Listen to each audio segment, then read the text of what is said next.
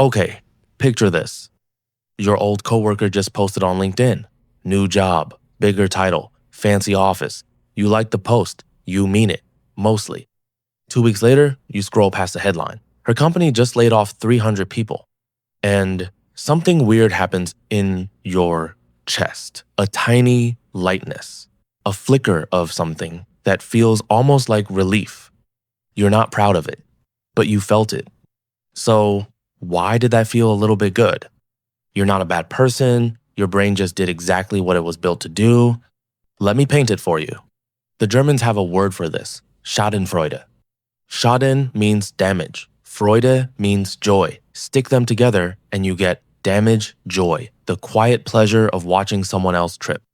The Chinese have one too, xìng sai le hua, same idea, joy in disaster. The Japanese say meshiuma, basically, rice tastes better when bad things happen to other people. Notice something? Tons of cultures invented a word for this. Different continents, different centuries, same feeling. English, by the way, didn't bother making one. We just borrowed Schadenfreude and called it a day. Which means this isn't a personal flaw. It's not a glitch in you. It's a feature in all of us. And today, I'm going to paint exactly why your brain does this. And weirder still, why it thinks it's helping you. Inside your skull, deep behind your forehead, there's a tiny region called the ventral striatum. Think of it as a little pink button, the pleasure button. It lights up when you eat pizza, when you get a raise, when your crush finally texts back. Anything your brain labels good for me, boop, the button glows. Now, in 2009, a Japanese neuroscientist named Hidehiko Takahashi did something sneaky. He stuck people in a brain scanner. He made them read about a high-achieving classmate, better grades, better job, better love life, the exact kind of person you might quietly resent. Then, halfway through the story, that classmate's life fell apart. Job lost, relationship ruined, things gone wrong. And the pleasure button glowed. The same little patch of brain that lights up for chocolate lit up for someone else's misery. It gets weirder. A few years later, researchers at Princeton tried this with baseball fans, Yankees fans, Red Sox fans, the fiercest rivalry in American sports. They put fans in a scanner, showed them plays, and here's the thing, when their own team scored, boop, pleasure button. When the rival team struck out, also pleasure button.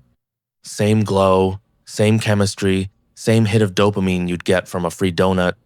Your brain doesn't have a separate folder for I won and they lost. It files them in the same drawer.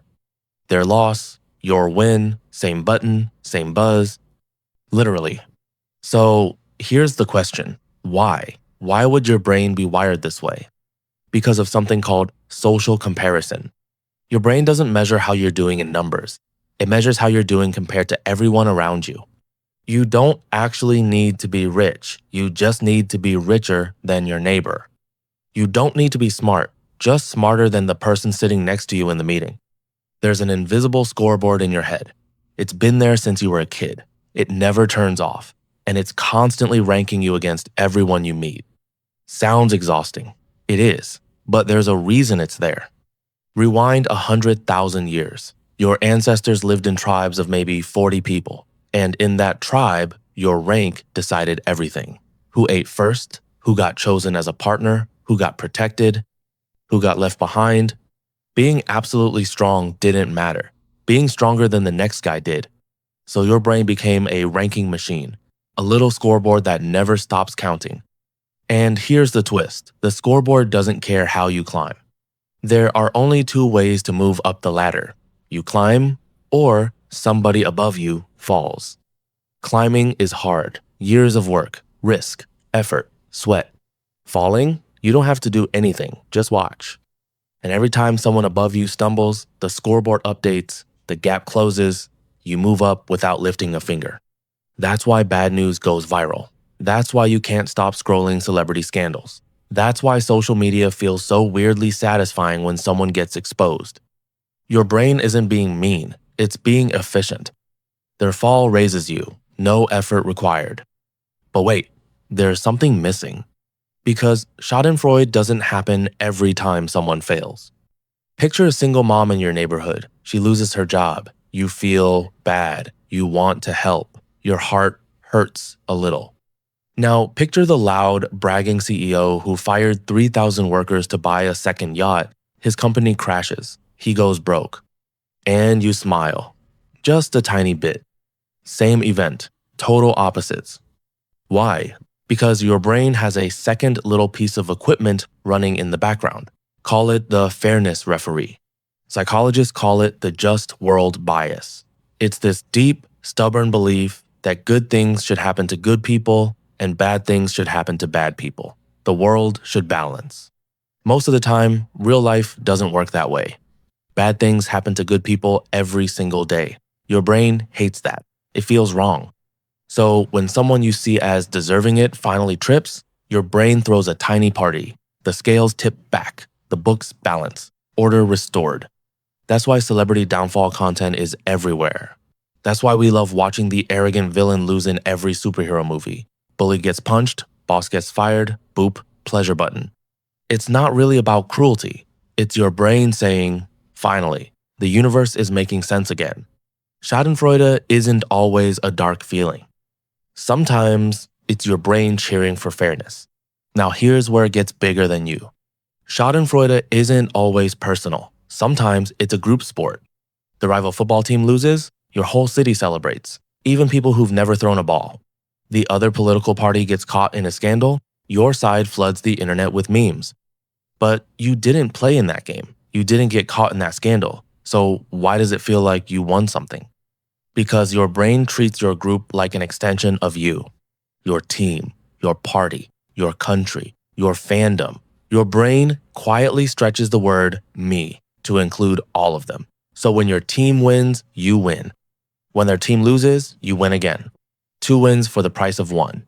This is why sports feel so emotional, why politics feel so personal, why fandoms get so intense. You're not just watching, you're playing, even from your couch.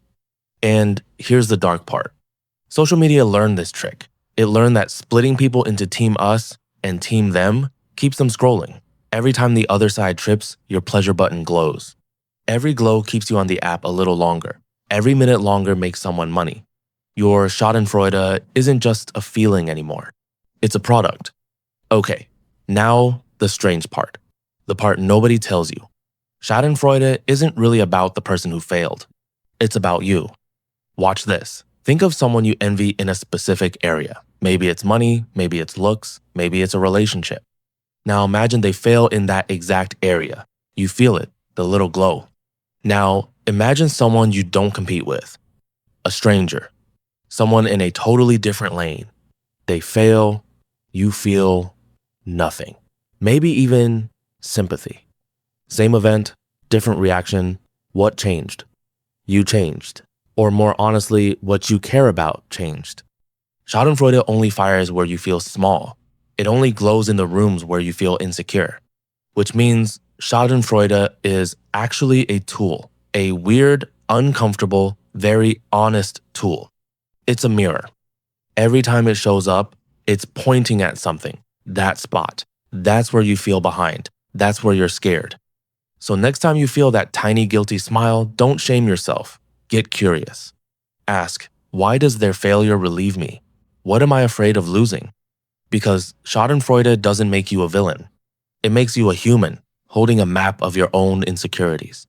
So is Schadenfreude bad? A little? Totally normal. It's seasoning. We all have it, even the kindest people you know. A lot? That's where it gets costly. Research links heavy Schadenfreude to weaker friendships, more loneliness, and higher rates of depression. But here's the good news. There's an opposite emotion. The Germans named that one too, Freudenfreude, joy in someone else's joy.